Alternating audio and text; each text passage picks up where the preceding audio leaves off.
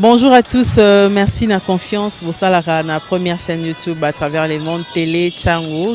Vous en êtes mingi, vous avez Nabino, entretien et allélo, tu es ambi pour Nabino. Partin n'a pas perdu les élections, il a gagné les élections.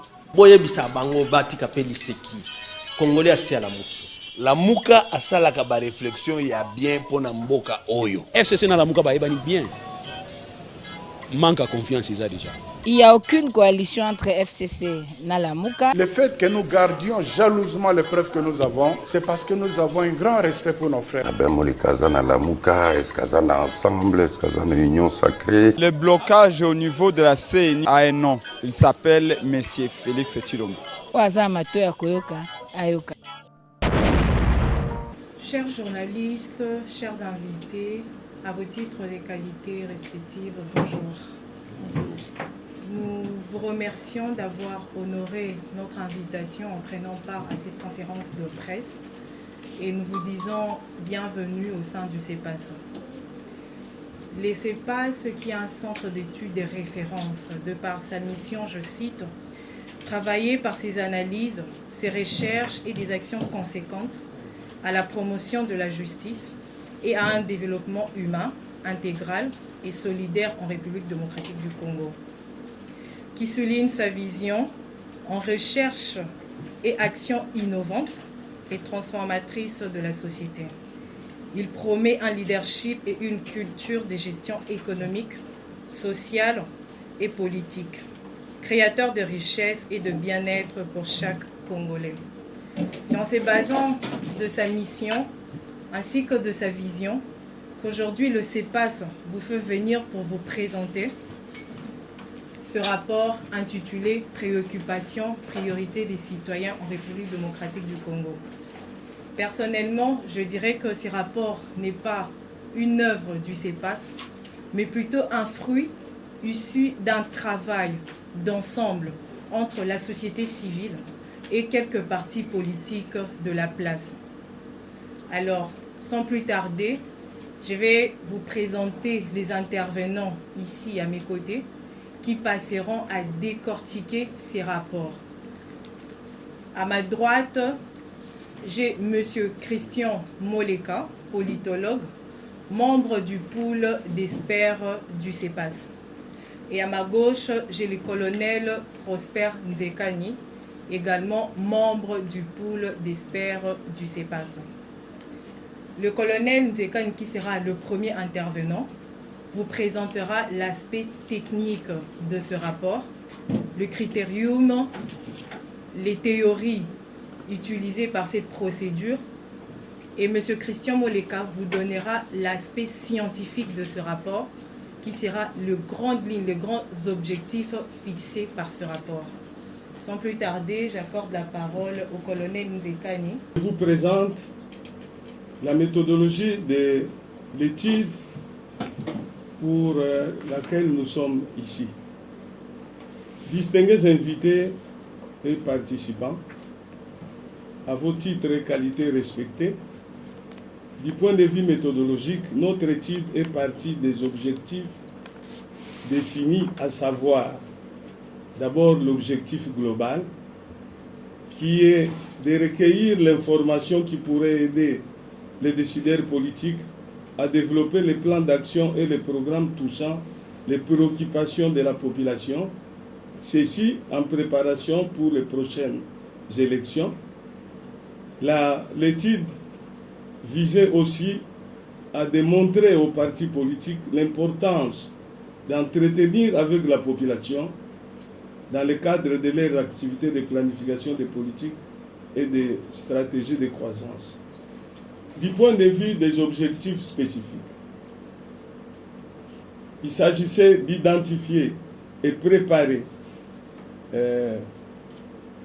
les enjeux que nous avons considérés comme les préoccupations sociopolitiques, par exemple les réformes institutionnelles, la stabilité économique, la construction et la modernisation des infrastructures et des bases, les conditions sociales, les problèmes de santé et de bien-être, l'emploi, l'éducation, la sécurité publique, la défense nationale, la protection de l'environnement, à côté des enjeux économiques et démocratiques de la population, en sondant la foi de la population dans la démocratie, son opinion sur l'évolution démocratique des 10 dernières années et ce qu'elle pense être les perspectives d'avenir en cette période électorale.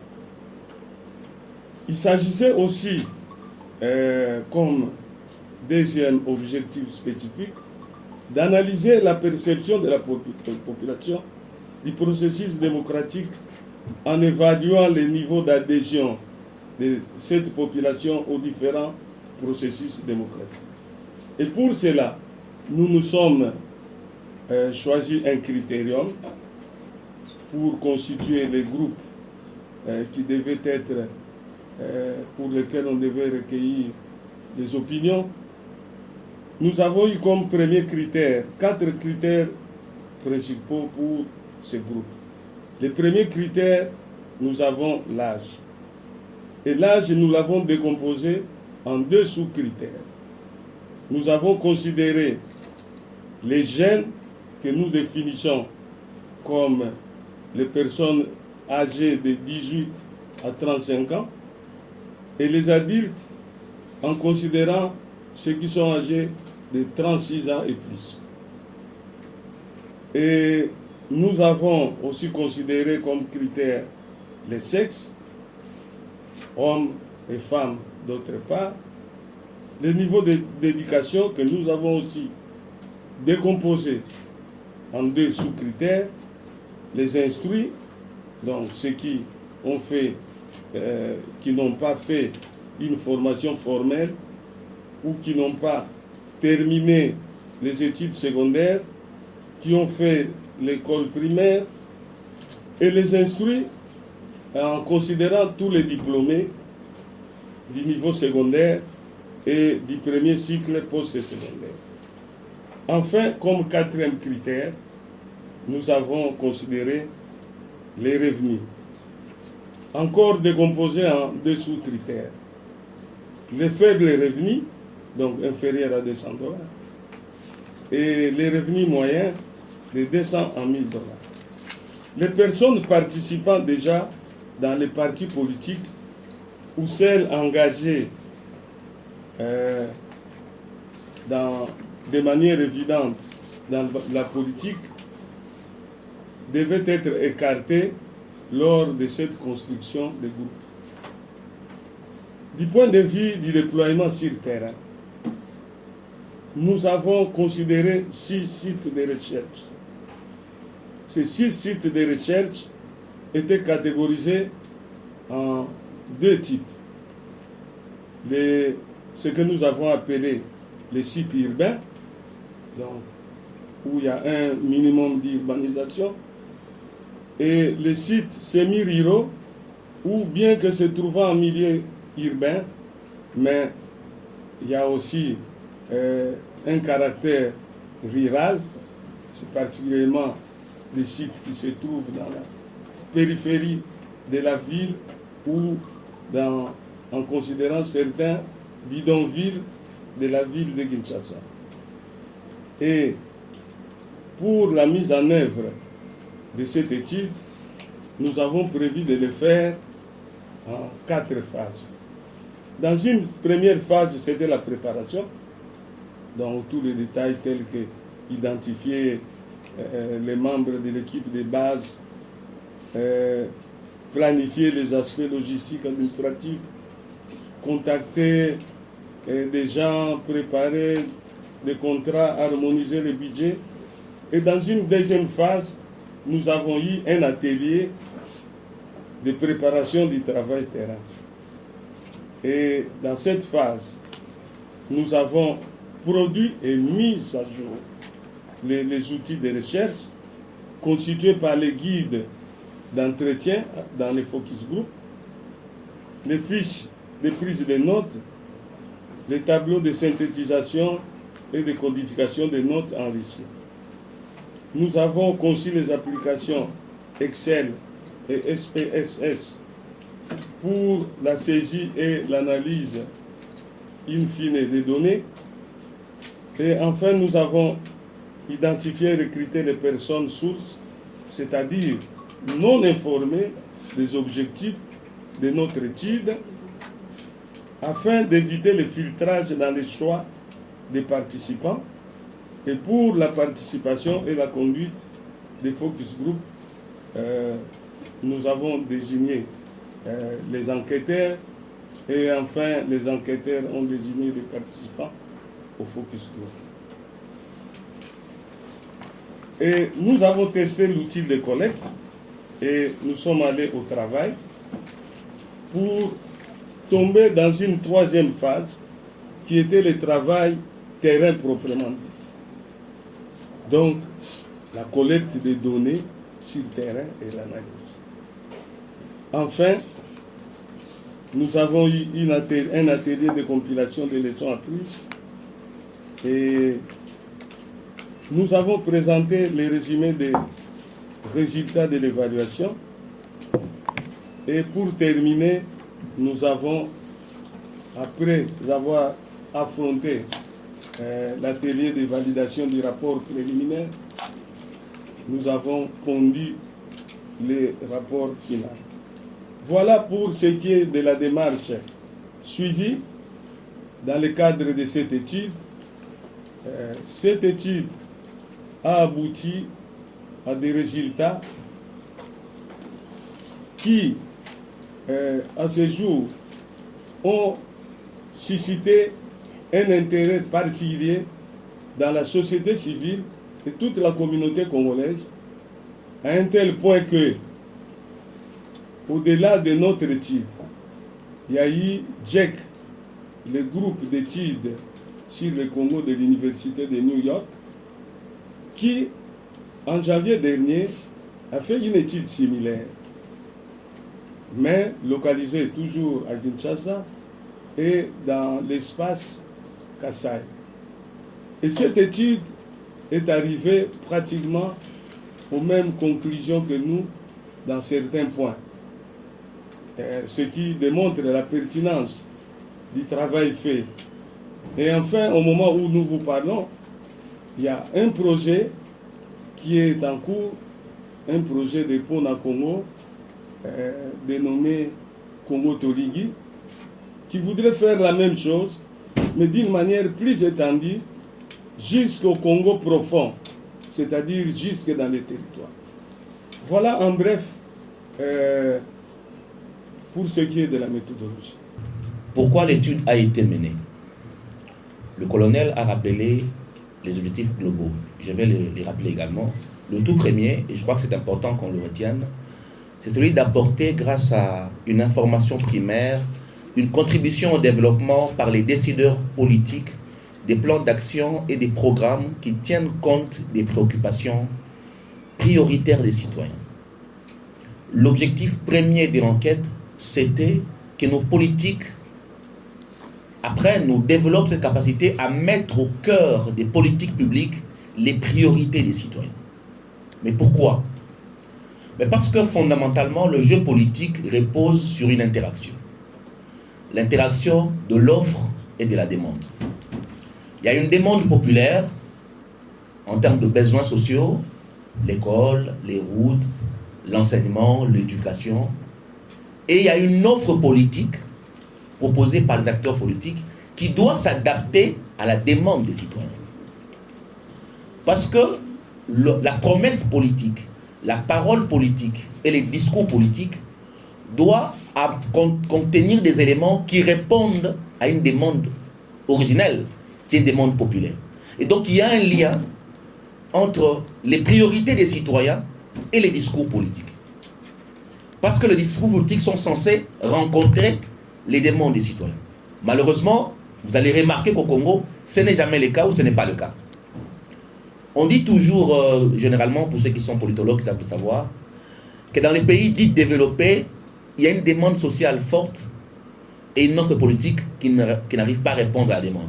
Ça veut dire que vous avez des citoyens qui sont très exigeants et les politiques qui sont en cours d'idées. Conséquence, vous verrez, si vous suivez les élections en Europe, aux États-Unis, les gens votent de plus en plus pour des idées innovantes. On vous dira l'extrême droite, l'extrême gauche ou un courant sécrétique comme Macron, parce que les gens ont besoin d'une nouvelle offre politique, parce que l'offre existante ne répond plus aux besoins des citoyens.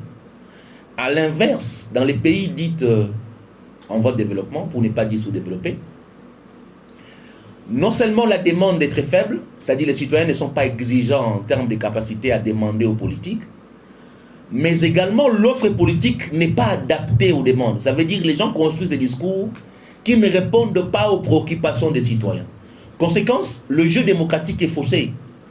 Vous avez donc des élections qui ne tournent pas autour de priorités.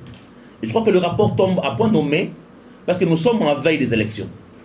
Et vous, en tant que presse, en tant que partenaire de la démocratie, c'est également votre responsabilité d'aider les acteurs à construire un discours politique qui réponde aux préoccupations des citoyens. Et pas que la campagne électorale soit un moment de non-discours qui se résume à un échange de biens. On sait comment la campagne se passe chez nous. On supprime les discours, on amène les pagnes. Et vous avez quelqu'un qui descend dans une circonscription, qui s'appelle élu, ou qui s'appelle candidat président, qui ne construit pas un discours qui réponde à un besoin de la population, mais qui amène par exemple des pagnes, qui amène des polos, qui amène des bassins de pain, et qui échange la confiance populaire par des bassins de pain. Mais un tel contrat ou un tel pacte social n'est pas à même de développer le pays. Parce qu'il fausse le jeu démocratique. L'électeur doit rencontrer les discours de l'acteur politique et les discours de l'acteur doivent rencontrer les priorités des citoyens.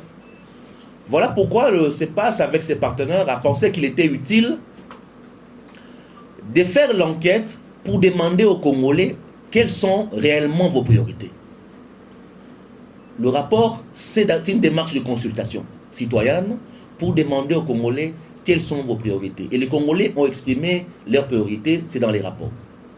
Voici ce que nous estimons prioritaire pour nous. Pourquoi? Mais pour aider les acteurs politiques à faire leur boulot, parce que c'est une partie de leur boulot qui est fait ici. C'est-à-dire, voici ce que les Congolais veulent. Il y a un musicien qui a dit « Peuple azosenga nini ». Voici ce que les citoyens veulent. Voici ce qu'ils attendent de vous comme décideurs, comme préoccupation, et à vous de trouver des solutions. Si le jeu politique ne participe pas à trouver des solutions aux demandes de la population, le jeu politique se fausse. Et à un moment donné, la démocratie que nous sommes en train de rechercher va se fausser, il va se désenchanter. Les citoyens vont croire, à tort ou à raison, que la classe politique ne travaille pas pour l'intérêt des citoyens et ils travaillent uniquement par leurs propres intérêts. Et quand nous arrivons à ce niveau de perception, ça construit la méfiance politique, ça met fin à la légitimité et ça produit des dirigeants peu légitimes et donc peu à même de mettre en place les réformes qui s'imposent. Donc nous avons tous intérêt à pousser les acteurs politiques à revenir ce qui est le travail de base, à savoir construire un discours politique qui tienne compte a priori des priorités. Mais pourquoi nous insistons sur cette question-là? Mais parce que si vous regardez le débat politique au Congo, je ne vous apprends rien, vous êtes de la presse, regardez le débat au niveau du Parlement, vous pouvez vous interroger. Dans le rapport tel que mené, la première préoccupation, en tout cas l'une des plus grandes préoccupations, c'était la sécurité. Les Congolais sont préoccupés par la sécurité. Et quand on parle de la sécurité à Kinshasa, parce que le rapport concerne Kinshasa, c'est notamment le phénomène Kuluna. Mais regardez les débats au niveau du Parlement. Vous avez un décalage entre ce que la population attend et les débats que fait la classe politique. Si vous suivez les débats au Parlement, vous allez voir les députés discuter palissade, excusez-moi de le rappeler, discuter monument, ou tout récemment encore, discuter de la polygamie. Alors qu'il y a des lois prioritaires qui auraient pu aider le pays à répondre à des questions de sécurité. Je donne pour exemple la loi portant modalité d'application de l'état de siège, qui n'est pas alignée. La loi sur le renseignement, proposée à l'époque par l'honorable Henri Thomas Lekondo de mémoire, qui est dans les tiroirs. Je ne parle même pas de l'adhésion à l'EAC, qui n'a pas été ratifiée par le Parlement. Et alors que la session aurait pu aider à avoir des débats sur des questions prioritaires, vous suivez le Parlement, les députés disent nous on veut la polygamie, d'autres disent si vous voulez la polygamie, nous on veut la polyandrie. Ça veut dire que les élus ne sont pas à l'écoute des populations et ne mettent pas prioritairement les questions essentielles dans le débat public. Le débat public devait répondre aux priorités. Il y a une échelle de priorités. Tout le monde ici connaît certainement l'échelle entre l'indispensable, le nécessaire, l'important et l'utile. Il y a des questions qui sont indispensables. La sécurité de l'État est une question indispensable. Parce qu'il met en relief notre devenir comme ensemble et il touche à l'avenir de la nation. La question du mariage, la question de la dot, est une question peut-être importante. Mais est-ce qu'en termes de priorité, entre l'évaluation de l'état des sièges, entre la loi portant modalité d'application de l'état des sièges, entre la loi sur les renseignements, faut-il aligner le débat sur la dot? Donc à un moment donné, vous avez des institutions politiques qui ne sont pas en phase avec les priorités des citoyens. Nous avons tous vécu il y a quelques jours la grève des chauffeurs. Vous avez eu une grève qui a paralysé une ville. Mais si vous suivez les débats au niveau de l'Assemblée provinciale de Kinshasa, on vous parle d'un conflit entre le gouverneur et les présidents de l'Assemblée provinciale. Et hier, ils se sont salués, semble-t-il, pour trouver un terrain d'attente. Alors qu'en principe, on aurait dû avoir des plénières où sont convoqués les ministres provinciaux, où sont convoqués le gouverneur, pour que soit débattue de la question qui est une question importante, à savoir la mobilité des Quinois. Mais curieusement, le débat s'est fait dans les médias, mais au niveau des institutions politiques, il n'y a pas eu un débat pour qu'on dise « Monsieur le ministre, venez rendre compte d'une question prioritaire ». Donc nous avons un sérieux problème parce qu'il y a un fossé qui naît de plus en plus entre le débat public tel que fait au sein des institutions et les priorités des citoyens. Et le but du rapport, c'est celui-là, c'est de rappeler que le débat public doit mettre au cœur de ses préoccupations les priorités des citoyens. Ailleurs, il suffit qu'il y ait un mort dans une manifestation pour que le débat public tourne directement autour de cette question-là. Vous voyez les ministres qui passent répondre devant les parlements, on invite les débats télévisés, c'est des débats en profondeur pour que le problème soit vidé. Chez nous, il y a une mobilisation des chauffeurs, une paralysie de la ville, et le débat fait un jour et il est fini. En termes de résolution, en termes de décisions prises, en termes de débats publics, en termes de débats institutionnels, très peu de débats. Et que les acteurs soient capables de proposer une offre qui réponde aux demandes des citoyens. Ça veut dire, je veux être candidat président, c'est bien comme ambition, c'est légitime, mais qu'est-ce que vous apportez dans votre offre politique comme élément de réponse aux problèmes des Congolais? Et nous pouvons même aller dans des problèmes précis. Vous voulez être président de la République, monsieur le candidat. C'est quoi votre proposition en matière de mobilité au Congo? Nous n'avons qu'une seule compagnie aérienne qui n'a plus que 2 avions. Tout le monde peine pour prendre les avions à Kinshasa. Vous, président de la République, vous allez faire quoi? Là, nous sommes dans une offre qui touche les priorités des citoyens. Vous voulez diriger le pays. Les Congolais veulent que la paix revienne à l'Est. Dans l'Est, pas seulement qu'à l'Est, à Kwamutu. Nous voulons la paix à Maluku, à Doumi. Nous voulons que cesse l'affaire Mobondo. Vous, comme candidat, c'est quoi votre projet qui réponde à cette priorité-là des Congolais? Le jour où nous allons commencer à voir ce genre de débat, alors nous allons peut-être avancer un peu plus dans la recherche des solutions et le développement du pays. Et il faut pousser les acteurs politiques à aller vers ces débats-là. C'est-à-dire, oui, il faut avoir des ambitions. Au-delà d'avoir des ambitions, il faut amener une offre Il faut que cette offre-là corresponde aux préoccupations des citoyens et que vous apportiez des éléments de réponse aux priorités des citoyens. Et si nous travaillons ensemble, société civile, médias et tous les acteurs, pour pousser les acteurs politiques vers cette route-là, alors nous avons commencé la voie de la modernisation de la gouvernance chez nous. Parce que nous avons un certain problème de gouvernance, qui est une gouvernance qui n'est pas en phase avec le besoin de société. Et donc, si vous lisez les rapports, vous verrez à l'intérieur beaucoup des préoccupations soulevées par les citoyens. Par exemple, j'avais lu une phrase d'un citoyen qui nous a particulièrement ému à l'IMT résidentiel. Un citoyen qui a dit « Nous ne voyons pas clair, les autorités de l'État et leurs entourages sont là assis sur leurs fauteuils et ils ont lié le peuple et les besoins du peuple dans des couches de bébés, donc ils ont jeté. » Vous avez des électeurs qui sont en quelque sorte, je ne dirais pas dessus, mais qui ont le sentiment d'être trompés.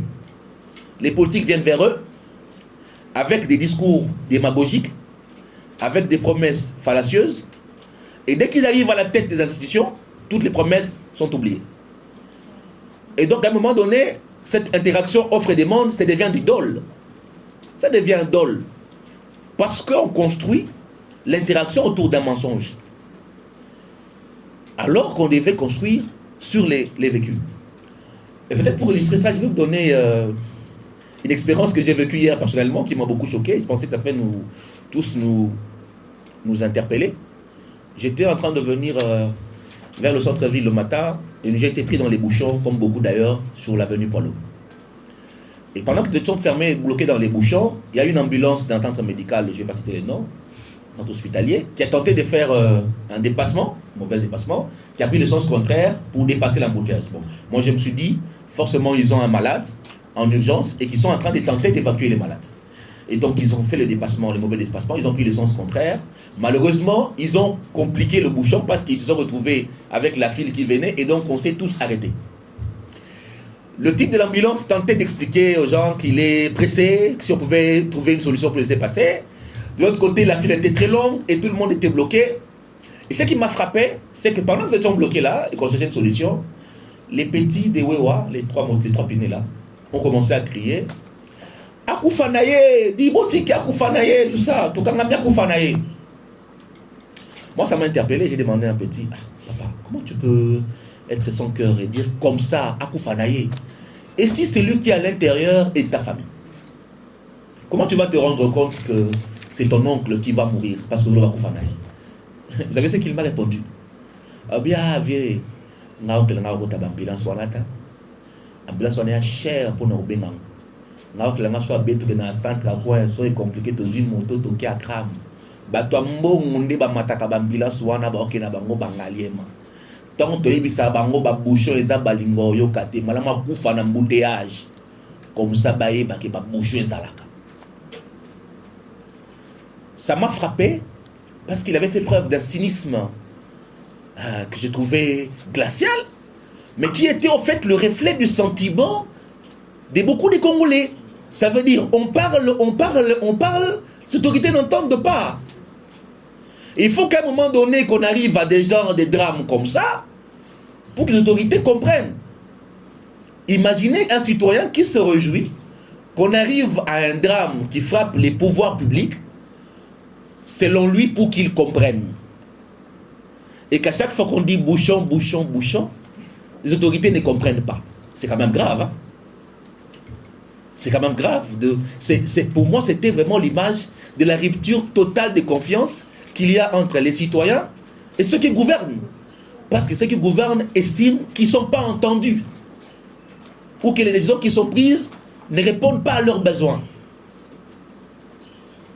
Je ne vais pas entrer dans les polémiques inutiles, mais vous connaissez vous-même combien de routes qu'on a faites ici qui ne répondaient pas aux priorités. On peut vous faire une avenue à Gombe, mais si vous regardez les défis de la ville de Kinshasa en termes de mobilité, vous vous demandez, est-ce que cette route-là était prioritaire? Si on avait demandé aux Quinois, quelle est la route la plus prioritaire, est-ce qu'on aurait choisi cette route-là? Hein? Je crois qu'on comprend l'enjeu qu'il y a derrière ce rapport-là. Et le deuxième point, où le deuxième objectif du rapport, c'était former les cadres des partis politiques à la collecte de données pour élaborer leur projet de société qui soit en phase avec les priorités citoyennes. Si nous le faisons avec les institutions partenaires, nous avons fait l'étude. L'objectif, ce n'était pas seulement de faire l'étude. Et je crois que le colonel l'a rappelé, lorsqu'on a mis en place l'équipe d'enquête, il y avait les membres de la société civile, mais également les membres des partis politiques. Pourquoi? Mais parce que le travail des partis politiques, d'aller à l'écoute des citoyens, de collecter les données pour leur planification. Les partis politiques ont 4 missions. Je ne sais pas si mon micro fonctionne toujours. Ça ne fonctionne plus. Bon, je peux parler avec ma voix, elle porte. Les partis politiques ont 4 missions. La mission que tout le monde au Congo connaît, c'est conquérir et conserver les pouvoirs. Ça, c'est la mission que chaque jour on nous répète. Mais ce n'est pas la seule mission des partis politiques. Les partis politiques ont également pour mission de cristalliser l'opinion. C'est-à-dire, c'est quoi le débat aujourd'hui? Ils prennent les débats publics, ils l'inscrivent dans l'agenda. Or, malheureusement au Congo, si vous regardez l'agenda des débats politiques, il y a très peu de préoccupations sociales qui sont les premières priorités de débat. Par exemple, maintenant le débat c'est Salomon Escadela, n'est-ce pas? Les débats maintenant c'est Salomon Escadela. La semaine passée c'était quoi? C'était Mike Mukebai et Daniel Saf. Et puis la semaine avant c'était quoi? C'était la marche de l'opposition. Et quelques temps avant c'était quoi? C'était l'Union sacrée. Si c'est pas ça, c'est le voyage du président en Chine. Si c'est pas ça, c'est l'EAC ou la SADC. Donc l'essentiel des débats dans nos médias ne rencontre pas les demandes sociales d'abord. C'est d'abord essentiellement des questions politiques qui ne répondent pas en priorité aux demandes sociales. Donc même dans la télé, la demande sociale est rare. Il faut avoir une grève des professeurs, une grève de chauffeurs pour que les demandes sociales reviennent. Sinon, l'actualité chez nous, ça commence toujours d'ailleurs. Le chef de l'État a reçu, le Premier ministre a reçu, le ministre a reçu, et l'information est terminée. Et nous appelons ça le journal, n'est-ce pas? C'est-à-dire que nous faisons un rendu essentiellement de l'exécutif, et donc du discours des dirigeants, et très peu de place dans les débats publics, même à la télé, sur les préoccupations des citoyens. Donc nous avons déséquilibré la demande sociale dans le traitement de l'information. Et ça, il faut changer. Pour changer, mais les partis politiques ont pour mission d'aller à l'écoute des citoyens, de collecter les données pour que ces données-là servent de projet social. Et ne se passe à travers ces partenaires partis politiques, aider les partis politiques à développer ces compétences-là. Et je pense que les compétences qu'ils ont développées avec nous durant la quête seront continuellement traitées pour permettre aux partis politiques de construire des discours qui soient en phase avec les citoyens. Parmi vous, certainement, parmi nous, vous avez déjà entendu des acteurs politiques dire « Le peuple n'est pas d'accord avec ceci. Le peuple a dit ». Et d'ailleurs, au Congo, tout le monde dit, parle au nom du peuple. Le peuple a dit, le peuple n'est pas d'accord. Mais moi, j'aimerais que vous demandiez à ces politiciens-là, ce peuple-là vous l'a dit quand? Et vous l'a dit où? Quand vous venez dire que le peuple dit non, vous l'avez consulté comment? Sinon, ça devient de la démagogie. Et encore que la notion de peuple est une notion fictive. Parce que on ne peut pas saisir statistiquement le peuple. On peut saisir la population. Vous pouvez dire que la population quinoise n'est pas d'accord avec le nouvel arrêté pris par la ville en termes de transport. Ça suppose qu'en amont, vous avez fait une étude, un sondage d'opinion, une enquête, vous êtes appuyé sur une enquête pour parler au nom d'une opinion. Mais quand nos acteurs politiques disent chaque jour que le peuple n'est pas d'accord, que le peuple a dit non ou que le peuple a dit oui, quand ont-ils consulté les peuples? Vous allez vous rendre compte que jamais. Ça veut dire que nous avons un discours démagogique qui ne se fonde pas sur une collecte de données. Et donc si nous voulons que les partis politiques s'organisent ou se modernisent, nos partis politiques doivent également développer les capacités à collecter les données, donc à aller à l'écoute des citoyens, à faire du sondage. S'ils ne peuvent pas le faire eux-mêmes, ils peuvent externaliser, c'est-à-dire louer une boîte de sondage qui fait pour eux un sondage. Et il y a des gens qui sont candidats. mais qui ne peuvent même pas faire un sondage. C'est-à-dire, ma population là-bas, qu'est-ce qu'elle pense? J'engage un cabinet, le cabinet m'aide à faire une construction. Que les gens sont davantage préoccupés par la sécurité. Et donc, quand moi je viens vers eux, puisque j'ai les éléments d'étude, j'appuie mon offre sur la demande qui est la sécurité. Et donc là, je suis en emphase avec la population. Mais comme on ne modernise pas la gouvernance, on ne modernise pas le jeu politique, vous voyez les politiciens qui descendent là où on parle sécurité, lui vient parler autre chose. Et à un moment donné, comme le discours ça ne marche pas, il enlève le discours, il remplace le discours par le pain, par les bassins, ou par l'épargne, ou simplement par la tribu. Toi, Mounorambo Kamoko, Boza Bande Konanga, Boza Simananga, te défendre les colonabiso. Donc voilà un peu le sens et le but pour lequel l'enquête a été menée. L'enquête a été menée pour remettre au cœur du débat public les priorités des citoyens, de pousser les acteurs politiques à mettre au cœur de leurs préoccupations les priorités des citoyens. Et pour nous, l'enquête, ce n'est qu'une étape, ce n'est qu'une première étape. Parce qu'après la première étape de l'enquête, vient une autre étape, qui est celle de la dissipation, la dissémination. Le souhait du CEPAS, c'est de mettre en place une coalition d'acteurs, de la société civile, des médias, des leaders sociaux, pour qu'ensemble, nous puissions pousser les acteurs politiques à aller vers cette exigence-là de mettre au cœur de leurs préoccupations les priorités, notamment dans le cadre des élections à venir. Donc si ceux qui sont intéressés par cette coalition peuvent nous rejoindre, ce serait une très bonne chose, parce que pour nous, il faut avoir une grande coalition pour pousser, dans les perspectives des élections de 2023, les acteurs politiques candidats à tous les niveaux, à mettre au cœur de leur discours les priorités des citoyens. Et puis, bien évidemment, je crois que le colonel l'a rappelé, l'autre défi, c'est que l'étude a tourné qu'autour de Kinshasa et qu'il faudrait, à un moment donné, avoir un aperçu général. Et donc, aujourd'hui, dans les jours à venir, une campagne sera lancée qui s'appelle Congo Tolingi, c'est-à-dire le Congo que nous voulons, qui est une campagne de consultation où on demandera aux Congolais, dans toutes les 35 villes du pays, quel est le Congo qu'ils veulent, quelles sont leurs priorités, quels sont leurs besoins. Et à la fin, un rapport sera également produit, mais pour l'ensemble des priorités des Congolais.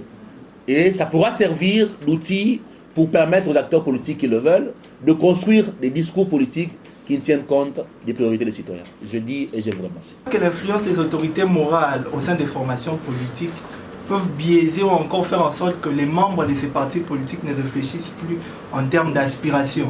Aujourd'hui, on ne réfléchit que sur le président de la République. On fait d'abord son calendrier, les députés qui vont aller postuler ne veulent plus réfléchir. Vous, en tant que centre d'études, ne pensez-vous pas que cette influence-là d'autorité morale biaise déjà toute la démarche? Ça, c'est la première question. La deuxième question, c'est par rapport aux médias. J'écris un livre qui s'appelle, qui est dénommé « Élections, nous créons nos propres monstres ». Ce sont les mêmes médias qui font relayer les communiqués, les communications, voire même sur le plateau de télé, ces mêmes politiques qui n'amènent pas d'idées. Est-ce que vous ne pensez pas qu'il faudrait aussi un peu réévaluer les niveaux de nos médias aujourd'hui par rapport aux questions sociales pour que ce rapport ait au moins un effet constructif par rapport au pays? Ce sont mes deux préoccupations. Merci. Mes deux questions, je les pose à M. Christian Mouleka. Vous avez martelé sur l'écart entre les discours et les réalisations politiques. Dans ces pays, nous avons connu deux régimes. Je prends les 20 dernières années. Nous avons connu deux régimes. Le premier a fait plus ou moins 18 ans. Et la population congolaise espérait un nouveau souffle. Et voilà, maintenant, nous connaissons un nouveau régime. Mais ce sont les mêmes mots qui reviennent. C'est les mêmes mots qui étaient décriés par les régimes actuels. Hier, aujourd'hui, ce sont les mêmes mots que le régime lui-même est en train d'épouser. Maintenant, il y a une catégorie de la population qui ne sait pas sur quel sens se vouer. Devrait se confier à l'ancien régime qui est déjà passé, ou encore camper à sa propre position.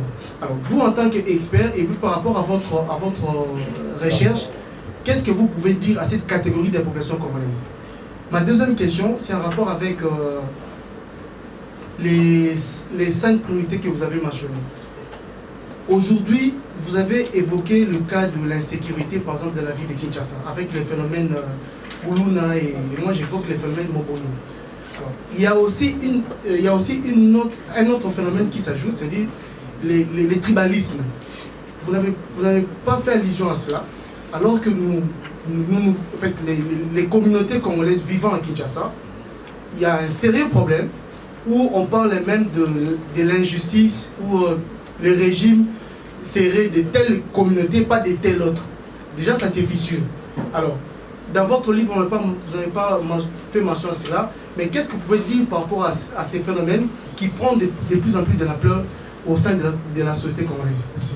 Alors, on ne peut pas dire que cette population est, comment je peux dire, elle n'est pas exigeante envers ces politiciens.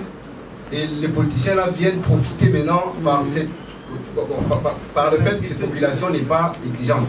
Merci. Moi, je n'ai pas suivi le premier orateur, je venais d'une autre réunion, j'ai suivi Christian et j'ai parcouru le rapport. D'abord, félicitations pour ce travail, parce qu'il n'y a pas longtemps, avec un prêtre, et je n'ose pas citer le nom, parfois dans les couloirs, on peut échanger son nom, on réfléchissait justement pour ça, écrit ce que nous appelons cahier des sociétés citoyennes, le projet des sociétés citoyennes, où demander les simples citoyens qu'est-ce qu'ils pensent du Congo de demain, quel est le Congo qu'on veut. Parce que lorsqu'on dit qu'il faut renouveler la classe politique, on va renouveler quelle classe pour quel Congo qu'on veut demain. Pas plus tard hier, on avait une réunion régionale, on dit qu'il faut que les jeunes et les femmes entrent dans les instances de décision. Oui, c'est bien beau, mais avec quel objectif? Si ce n'est que ce sont les mêmes partis politiques qui les amènent. Aujourd'hui, on a des bourgmestres, on a des ministres, des députés, des jeunes, des femmes, mais ils font quoi? Rien. Donc, moi, je pense que l'idée de continuer les recherches sur toute l'étendue du pays est louable, mais là où on devrait commencer à discuter, vraiment vous parlez de la coalition alors qu'il y a aussi la transparence qui est là. Est-ce que ça vaut la peine actuellement d'associer les politiques ou les dirigeants, ou soit ça peut être plutôt une recherche pour savoir les Congolais basiques là veulent quoi, quel est le Congo qu'ils veulent demain, et en ayant ces rapports-là, on discute maintenant avec ceux qui nous dirigent. Parce que si nous associons en amont ceux qui nous dirigent, et comme disaient les prédécesseurs, on est avec l'idée des autorités morales, tout ça, ils viendront avec leurs idées, et parfois ce sont des idées de routine, et on va dire autre chose que ce que la population veut. Surtout actuellement, vous voyez, nous avons l'Union sacrée, mais l'Union sacrée est un projet de société, si ce n'est que le second mandat du chef de l'État. Mais aucun projet de société, aucun objectif de développement de l'Union sacrée. Et c'est le discours, et partout les manifestations, on dépense autant d'argent, on mobilise paisibles citoyens, 5 000, 2 000 là-bas, parce qu'il y a la misère. C'est juste pour dire que voilà, béton, nous encourageons des seconds mandats et un point barre. Il n'y a pas un projet de société. Donc tout ça, ce sont des problèmes. On parle de l'influence d'autorité morale. Emmanuel est juriste. Déjà, l'autorité morale, c'est une monstruosité, ça n'existe pas. Ce sont des choses qu'on invente au Congo pour, je peux dire, légitimer la mainmise sur l'appareil politique. En fait, au Congo, on a très peu de partis politiques, on a beaucoup de boutiques politiques. C'est-à-dire des entreprises de quelqu'un, c'est à lui, hein, le truc c'est pour lui. Et comme la loi dit qu'à un moment donné, quand tu es ministre, c'est incompatible de diriger les partis, et qu'il estime qu'il ne peut pas laisser les partis entre les mains de quelqu'un d'autre, parce que lui, il est ministre, et donc il crée une sorte d'artifice pour justifier le fait qu'il soit le dernier recours au débat à l'intérieur du parti alors qu'il n'y est plus. C'est ça l'autorité morale. En principe, dans un parti, vous avez des organes. Les organes, il n'y a aucun organe qui s'appelle autorité morale. Il y a un congrès, il y a un bureau politique, il y a un secrétariat exécutif. Le bureau politique se réunit, il y a un congrès qui se réunit, le congrès prend les options. Vous ne verrez dans aucun statut d'un parti politique l'instance ou la structure appelée autorité morale. Donc c'est déjà abusif. Ça montre comment nous avons perverti même le fonctionnement normal de ce qu'on peut appeler parti politique. Le gars est ministre, mais il veut garder la même mise. Et d'ailleurs, le parti ne vit que la durée de la vie de son leader. Dès qu'il meurt, un peu comme dans nos orchestres musicaux, dans nos églises, le parti se disloque. Vous ne verrez jamais un président de parti qui quitte le parti, puis à eu congrès, un autre est élu. En fait, ils sont présidents à vie. Et si tu commences à contester le parti, le président à vie, tu es auto-exclu. C'est ça le fonctionnement chez nous. Et donc, c'est un fonctionnement perverti. Donc, effectivement, nos partis politiques ne tournent que autour de l'ambition des leaders. Et essentiellement des leaders. Celui qui veut être ministre, même quand il a eu les candidats, c'est pour avoir 10 sièges pour que lui rentre ministre. C'est comme ça que ça fonctionne. Donc, dans cette notion-là même, on devrait en principe travailler ensemble pour qu'elle disparaisse parce que ce n'est pas un fonctionnement régulier. Et donc, oui, c'est un handicap. Parce que le débat tel que nous voulons l'amener, c'est un débat de modernisation de la vie politique. Et même de comment moderniser nos partis politiques pour qu'ils deviennent plus ou moins normaux. Vous voyez? Et donc, dès l'instant où nous commençons à parler d'une normalité, la normalité qui est autorité morale ne peut pas être contente que nous rentrions dans une normalité qui va l'exfiltrer. Donc, c'est un challenge de travailler à ce que nous ayons des partis modernes, en sachant déjà à la base que nos premiers ennemis, ce seront les autorités morales qui ne veulent pas d'une normalité de la vie politique parce qu'ils en sont les premiers profiteurs. Comment réévaluer les médias? Je crois que le prédécesseur, le maître Henri, l'a répondu. Nous avons un modèle économique qui pose problème. Un modèle économique où vous avez les présidents des partis politiques sont des patrons politiques. En fait, les patrons des médias sont des hommes politiques. Et donc ça limite la liberté de la presse. Très peu sont contractuels, vous le savez. Et donc, face à cette limitation du modèle économique, il faut ajouter au fait que le Congolais ne consomme pas l'information. Ou s'il consomme, il consomme gratuitement. C'est ça notre défi. Dans une ville de 10 millions d'habitants, combien a-t-il de journaux achetés par jour? Papier, achetés par jour. Si nous voulons libérer la presse, il faut que nous récupérions la capacité de financement. Et les financements passent par la consommation. Si les Congolais consomment les médias, ils consomment la presse écrite par exemple, eh bien les financements ne viennent plus forcément des politiques. Les financements viennent de la population. Mais comment éduquer la population à se réapproprier les médias par la consommation? Ça, c'est notre débat. Parce que déjà, pour payer le bouquet, c'est compliqué. Encore que la société des bouquets, c'est plus complexe encore. Donc, il y a un challenge à faire. C'est un travail très compliqué parce que les médias vivent dans une société en crise et sont également en crise. Et donc, il faut aller plus que dans ces forums pour répondre à cette préoccupation-là. Mais nous avons besoin des journalistes qui peuvent s'engager dans ce combat. Et je crois que M. Henri a donné une piste. La société civile peut réfléchir à l'émergence d'un média citoyen. Ça, on peut réfléchir. Aujourd'hui, avec la TNT, les coûts ne sont plus les mêmes.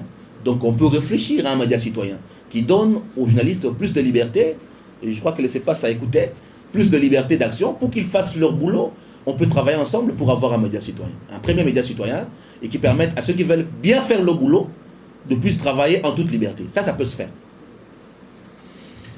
L'écart entre les discours et les résultats, régime politique passé, régime actuel, les mots d'hier sont récompartis, la catégorie des citoyens.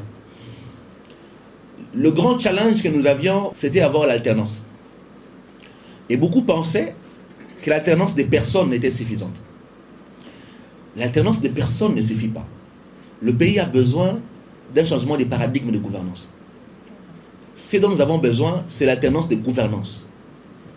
Or, malheureusement, au Congo, nous avons presque le sentiment que ceux qui critiquent dehors, critiquent parce qu'eux ne mangent pas. Dès l'instant qu'eux, ils commencent à manger, ce qu'ils critiquaient devient normal.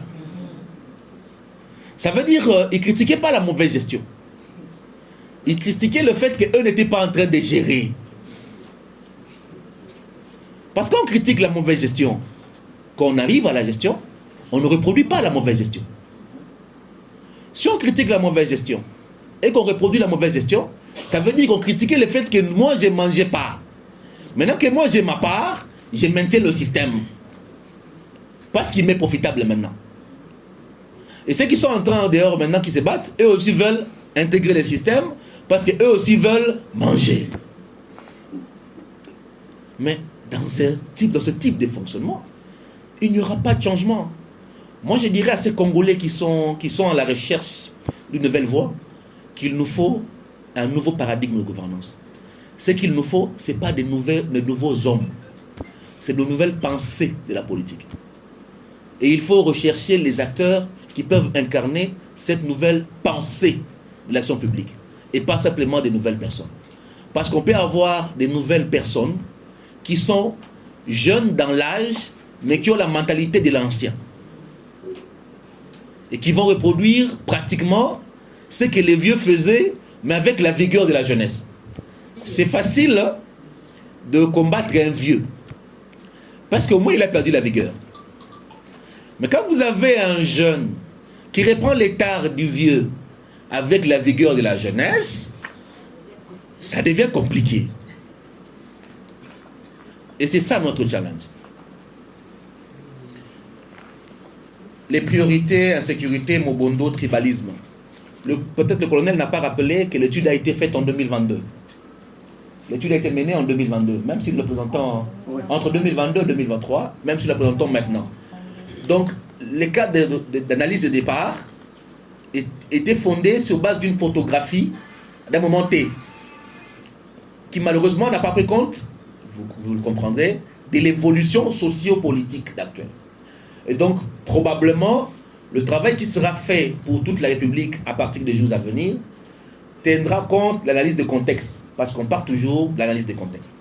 Et donc, lorsque l'étude a commencé en 2022, il y avait une analyse de contexte très particulière sur laquelle nous sommes partis. Mais cela ne nous a pas empêché, comme centre d'études, de réfléchir. Nous, par exemple, au niveau de la DIPOL et du CEPAS, nous sommes en train de préparer des projets autour du vivre ensemble. Nous allons travailler sur le vivre ensemble comme réponse à cette menace de la cohésion nationale que nous vivons aujourd'hui. C'est très dangereux. En 2018, nous avons eu des tensions communautaires avec des cas de mort dans certaines provinces. Moi, je crains qu'en 2023, ce soit un peu plus grave encore. Que nous allions vers plus de violence communautaire et plus de tensions communautaires. Mais pourquoi? Mais parce que beaucoup d'acteurs politiques instrumentalisent l'élément ethnique comme élément de mobilisation politique. Mais parce que justement, il n'y a pas les discours. Et le discours le plus facile, c'est de dire « Nande Konabino ». Là, on sort de la raison, on utilise l'émotion comme vecteur de mobilisation. Et c'est ça pourquoi, pour nous, il est intéressant de sortir de la mobilisation émotive pour entrer sur le débat de la raison, qui est un débat de programme. Et quand nous ramenons les politiciens dans les débats de programme, en fait, nous travaillons également à réduire la mobilisation ethnique comme seul facteur de mobilisation politique. Parce qu'il pourra maintenant construire d'autres éléments d'identification. Les gens vont s'identifier en lui au travers de ses idées, au travers de son projet. Ils ne vont pas simplement s'identifier au travers de sa tribu. Donc c'est une réponse peut-être indirecte, mais une réponse à comment nous mobilisons en politique pour construire la légitimité. Et tant que nous allons continuer à mobiliser par l'ethnie, nous aurons les problèmes des tribus. Si nous commençons à mobiliser par les idées, par le programme, les gens vont davantage discuter des programmes que l'appartenance ethnique. Donc c'est une réponse indirecte, même si nous sommes conscients que la question est tellement sérieuse que l'approche indirecte que nous prenons ne répond pas totalement à cela et qu'il faut apporter d'autres éléments sur cette-là. La question de la population n'est-elle pas exigeante? Oui, je l'ai dit au début de mon exposé, j'ai dit que dans les pays développés, vous avez une demande forte, une population exigeante. Les printemps arabes ont commencé parce qu'il y avait eu hausse du prix des pains. Rareté du céréal, hausse du prix des pains, printemps arabe. Chez nous, le carburant peut monter 10 fois. Ah, tout ça à Koboni. Mboka na bango. Nous avons développé une résilience maladive. C'est-à-dire la capacité à s'adapter à tout.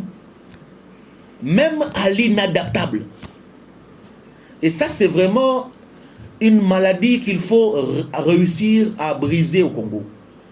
Parce que les citoyens sont devenus tellement passifs ils acceptent tellement tout, peut-être c'est lié aussi à la religion, on nous dit qu'il faut toujours dire Amen, qu'on accepte même l'inacceptable. Mais le système ne fonctionne pas comme ça. Les pays que nous envions là, les progrès sociaux sont les produits des luttes. C'est la contestation sociale qui pousse les dirigeants à... Vous avez vu les marches en France, hein? Depuis les gilets jaunes jusqu'à la retraite. Ce n'est pas les politiques qui mobilisent, c'est les syndicats. Chez nous, pour avoir une mobilisation, il faut que ce soit les politiciens qui mobilisent. Les syndicats, les forces sociales ne sont pas à même de mobiliser. Et quand les politiciens mobilisent, c'est des questions intéressées qui répondent à leur agenda. Donc nous avons des problèmes de comment nous réussissons comme force sociale à revendiquer. Et ça, il faut pousser les Congolais à revendiquer. Il faut plus de revendications. Parce que c'est l'exigence qui crée la liberté.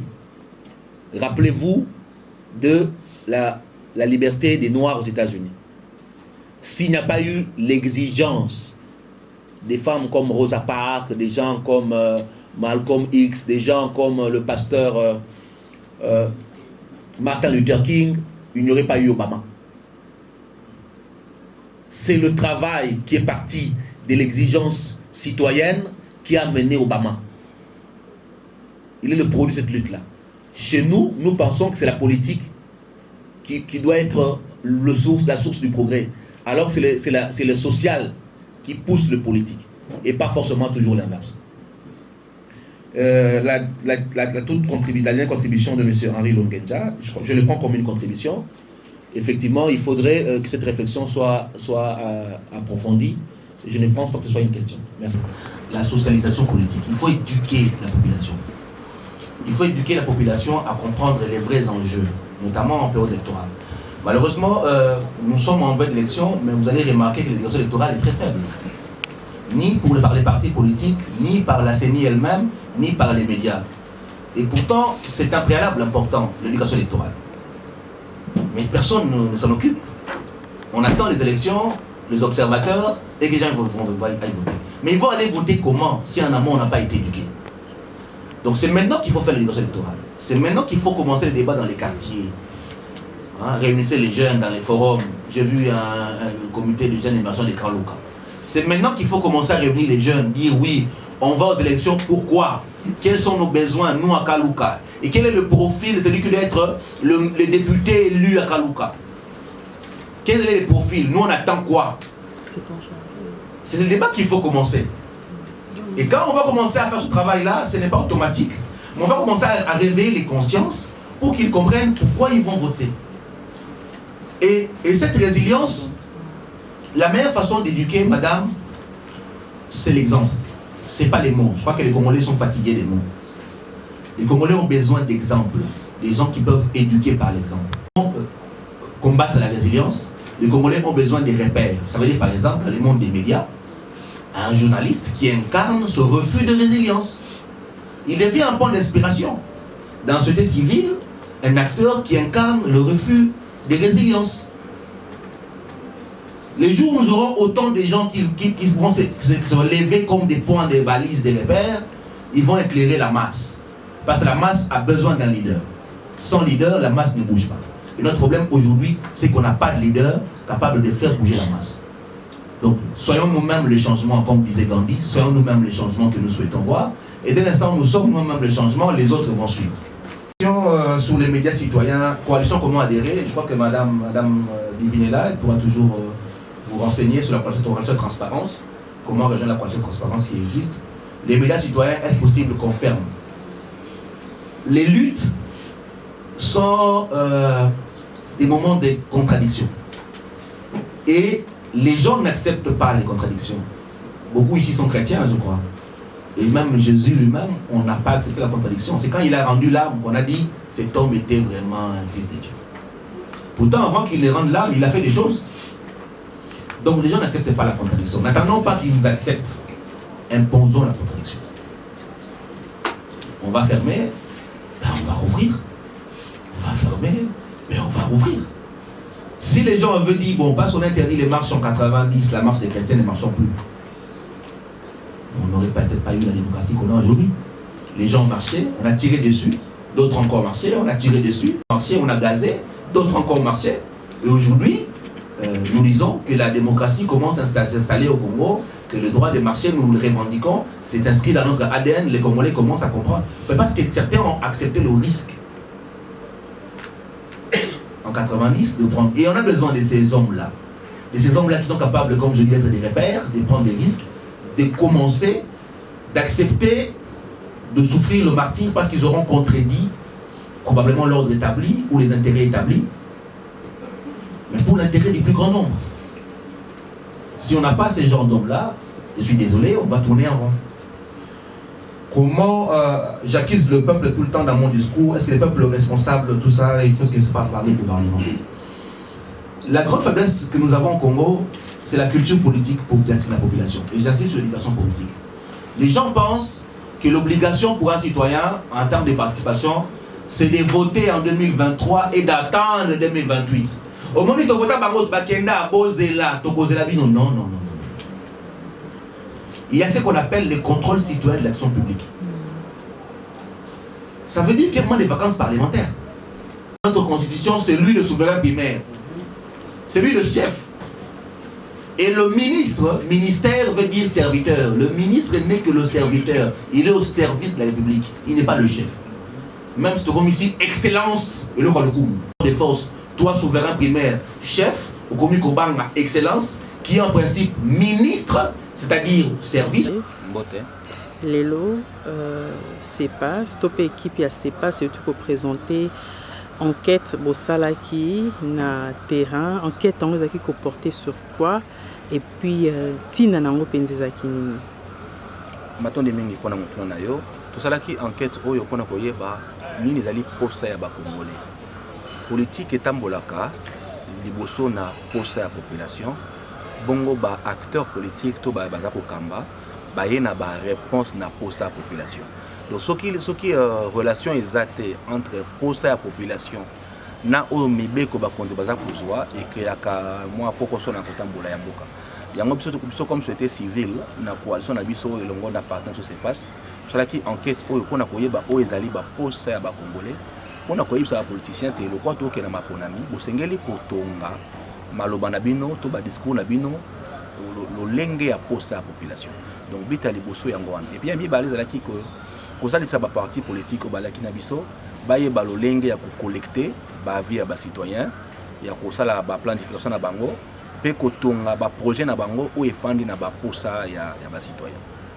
Alors, Botali, Boyebi Malamu que population azara penza exigeante na maetali programme et à candidat député même président de la République nabino makanisme no proposa kinini pona ko exciter population justement azala trop regardant envers ba politicien na ndenge kutuzo pusana na maponami. Biso ligne de recommandation, tout mon cas recommandation à rapport na biso et c'est une population la plus exigeante. Donc le quoi tout sali le rapport tout aucun na terrain à travers ba forum ou tout tient en place pour na éduquer population électoralement. Na libosa maponami aye ba kozala exigeant na discours oyo ba lié parce que discours ndé ezali solution à problème na. Ce qui moment élection, ils un moment il y a discours té oyo population a kosoana candidat na liputa te na bassin te bakosola nzela ya discours nde mwa mbongo na kokota et donc pona yango population faut à l'exigence surtout na tango ya ba campagne za koya liboso pona ko senga na acteur baza koya ba proposer ye discours o eza ko correspondre à ba besoin na. Donc ça travail éducation surtout ko ça là il y a éveil citoyen, il y a surveillance, il y a vigilance citoyenne comme à plus exigeant vis-à-vis de l'acteur politique. Parmi les différentes préoccupations de la population, la préoccupation nini ezapendama makasi.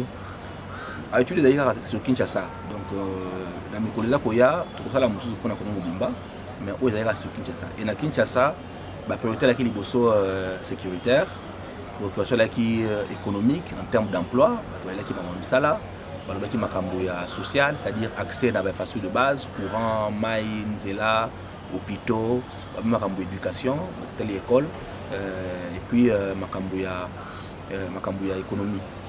Donc on a d'acquis un peu la grande priorité au Bakuna va soulever, mais mingi qui est sécuritaire, et puis accès à besoins sociaux de base, et puis emploi. Merci Ming. C'est moi qui vous remercie.